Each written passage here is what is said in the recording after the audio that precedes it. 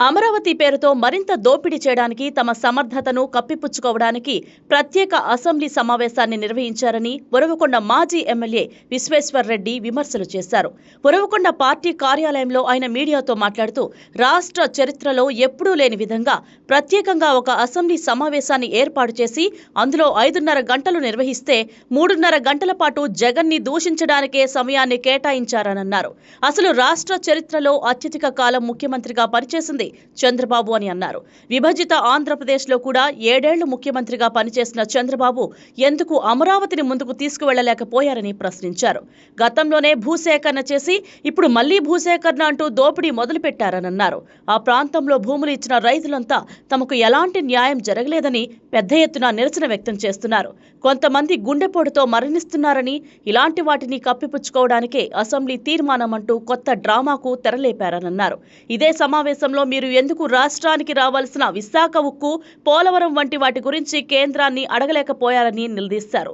శాసనమండలిలో తీర్మానం ప్రవేశపెట్టకుండా ఎలా పార్లమెంటుకు పంపుతారని ఆయన నిలదీశారు. నిన్నటి రోజు జరిగినటువంటి రాష్ట్ర అసెంబ్లీ ప్రత్యేక సమావేశం అత్యంత దిగజారుడు పద్ధతిలో జరిగింది. రాష్ట్ర చరిత్రలోనే ఒక ప్రత్యేక సమావేశాన్ని ఏర్పాటు చేసి 5.5 గంటలు సమావేశం జరిపితే 3.5 గంటలు జగన్ గారిని విమర్శించడానికి స్థాయి మర్చి దిగజారి రాష్ట్ర అసెంబ్లీ ప్రతిష్టనే దెబ్బతీసేటువంటి పద్ధతుల్లో ఈరోజు ముఖ్యమంత్రి స్పీకర్తో మొదలుకొని అందరు కూడా మాట్లాడడం అనేది అత్యంత బాధాకరమైనటువంటి విషయం. ఈ రాష్ట్రాన్ని సుదీర్ఘకాలం ఎవరు పరిపాలన చేశారు? విభజన చేసిన తర్వాత కూడా 7 సంవత్సరాల పాటు చంద్రబాబు నాయుడు గారే ముఖ్యమంత్రిగా ఉన్నారు. ఆ రోజు డబుల్ ఇంజన్ సర్కార్ అన్నారు, ఈ రోజు ట్రిపుల్ ఇంజన్ సర్కార్ అన్నారు. మరి ఎందుకు మీరు పాలించిన 7 ఏళ్ల కాలంలో రాజధాని అనేటువంటిది ఒక అడుగు ముందుకు వేయలేకపోయింది? మరి 2 సార్లు మోడీ గారిని పిలుచుకొచ్చి శంకుస్థాపన చేశారు, పూజలు చేశారు, ఎన్నో భ్రమలు నెలకొల్పినారు. కానీ ఈరోజు మళ్ళా ఒకసారి ప్రత్యేక తీర్మానం చేయాలని చెప్పి ప్రత్యేక సమావేశాలు ఏర్పాటు చేశారు. మొన్నటి వరకు బడ్జెట్ సమావేశాలు సుదీర్ఘంగా జరిగాయి.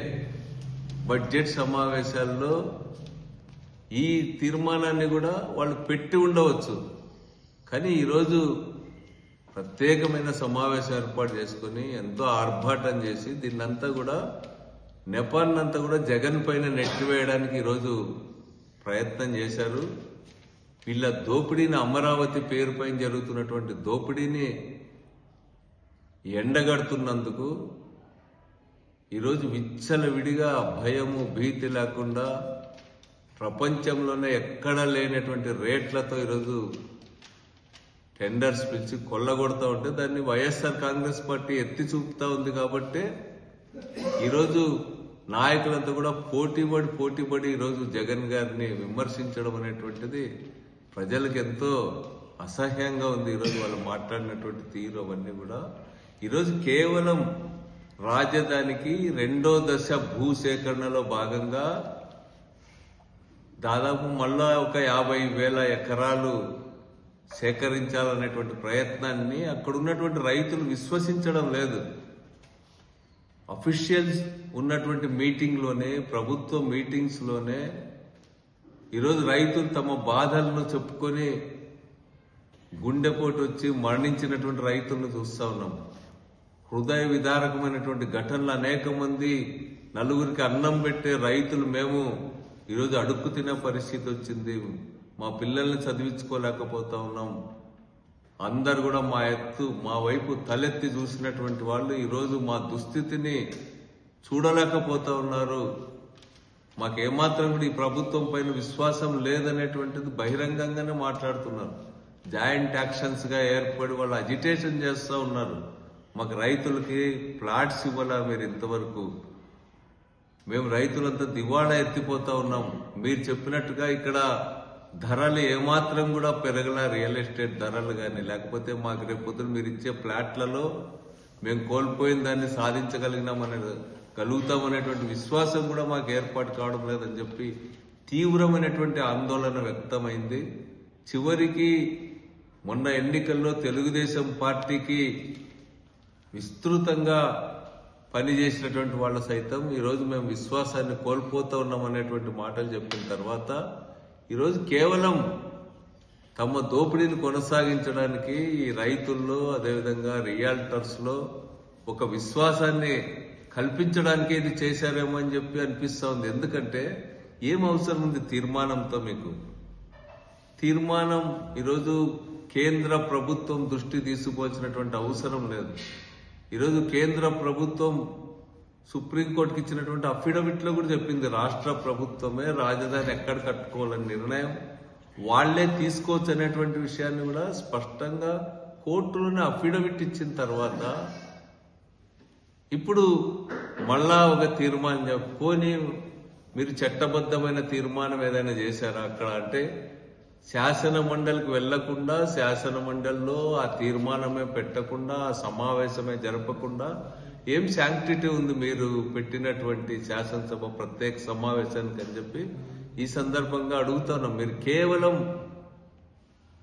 మీరు యథేచ్ఛగా దోపిడీ చేసుకోవడానికి ప్రజలను మరింత భ్రమంలోకి నెట్టడానికి ఈ సమావేశాలు నడిపినారు తప్ప ఈ సమావేశాల్లో పోనీ ఏమైనా రాష్ట్రాలకు ప్రయోజనాలు కల్పించే అంశాలు ఏమైనా మాట్లాడినారా? మీరు విడిపోయిన రాష్ట్రం గురించి ఆ బాధల గురించి ఎంతో గగ్గోలు పెట్టిన మీరు ఈరోజు ఢిల్లీలో మీ ప్రభుత్వమే అధికారంలో ఉంది, అక్కడ కూటమి ప్రభుత్వమే ఎన్డీఏ ప్రభుత్వమే అధికారంలో ఉంది.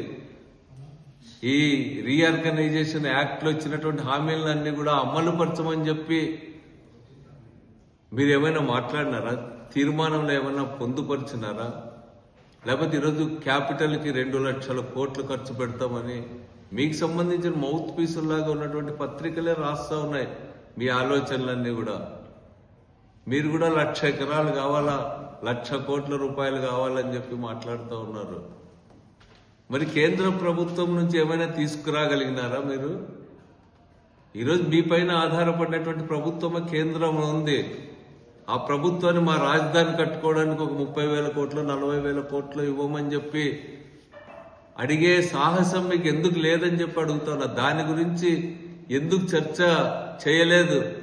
24 గంటలు జగన్ గారిని నిందించడానికి, జగనే ఈరోజు అడ్డుపడ్డాడని చెప్పడానికి సరిపోయింది తప్ప మీరు విభజన హామీల్లో అమరావతి డబ్బులు అడగడమే కాదు, వెనుకబడిన ప్రాంతాల గురించి బుందేల్ఖండ్ తరహా ప్యాకేజ్ గురించి ఏమన్నా మీరు శాసనసభ సమావేశంలో చర్చించినారని చెప్పి నేను అడుగుతా ఉన్నా. లేకపోతే స్టీల్ ప్లాంట్ గురించి, లేకపోతే దుగ్గిరాజపట్నం పోర్టు గురించి, వీటన్నిటి గురించి ఏ దాని గురించి అయినా కూడా మీరు విభజన చట్టంలో మన ఆంధ్రాకు రావాల్సినటువంటి ప్రత్యేక హోదా గురించి కానీ ఇంకొక అంశం ఏదైనా మాట్లాడినారా అని చెప్పి నేను అడుగుతా ఉన్నా. మీరు కేవలం ప్రజల్ని మరింత భ్రమంలో గురి చేసి రైతుల్ని మరొకసారి మోసం చేసే వైపుగా మీ చర్చ ఉంది తప్ప ఈరోజు మీ అమరావతి నిర్మాణానికి మద్దతునిచ్చినటువంటి వాళ్ళలోనే తీవ్రమైనటువంటి అసహనం, అదేవిధంగా మీరు కట్టలేరనేటువంటి వాళ్ళు నమ్ముతున్నటువంటి పరిస్థితి, వీటి నుంచి గట్టెక్కడానికి చేసినటువంటి ప్రయత్నంలాగా ఈ ప్రత్యేక సమావేశం ఉంది తప్ప మరొకటి కాదు. అంతేకాకుండా ఈరోజు రాష్ట్రం అంతా కూడా మీ యొక్క తిరుపతిలో లడ్డు విషయం కానీ, తిరుపతి చైర్మన్ విషయంలో ఈ యొక్క మహిళతో అక్రమంగా వ్యవహరించినటువంటి, అశ్లీలంగా వ్యవహరించిన వ్యవహారం, లేకపోతే కోడూరు ఎమ్మెల్యేకి సంబంధించినటువంటి వ్యవహారం, నిన్నలే మన రామాలయంలో జరిగినటువంటి ఘటనలు, ఈ ప్రభుత్వం పట్ల తీవ్రమైనటువంటి వ్యతిరేకత వస్తూ ఉంది. కాబట్టి దాన్ని డైవర్ట్ చేయడానికే ఈరోజు జగన్ గారి గురించి పడేయటమే. ఎవరు అత్యధిక కాలం రాష్ట్రాన్ని పరిపాలించిన, హైదరాబాద్ నేనే కట్టిన, ఈరోజు మైక్రోసాఫ్ట్ నా వల్లే వచ్చింది, నేనే అన్ని చేశా, సుందర్ పిచాయికి నేనే పాఠాలు చెప్పినని చెప్పుకునే మీరు 7 ఏళ్ల కాలంలో ఎన్ని అడుగులు ముందుకేసిన రాజధాని విషయంలో కానీ, లేకపోతే విభజన గురై నష్టపోయినటువంటి ఆంధ్ర రాష్ట్ర సమస్యలు పరిష్కారం చేయడంలో కానీ ఏమైనా మీరు ముందుకు పోయారా అని అడుగుతున్నారు. మీరున్న 5 ఏళ్ల కాలం అప్పుడు కూడా అప్పులు చేయడానికే మీ టైం అంతా చేస్తూ ఉన్నారు తప్ప 3,40,000 కోట్ల రూపాయల వరకు అప్పులు చేశారు. ఇప్పుడు రాజధాని పేరు మీదే దాదాపు 63,000 కోట్ల రూపాయల అప్పులు చేసినారు. ఈ అప్పులని ఎవడు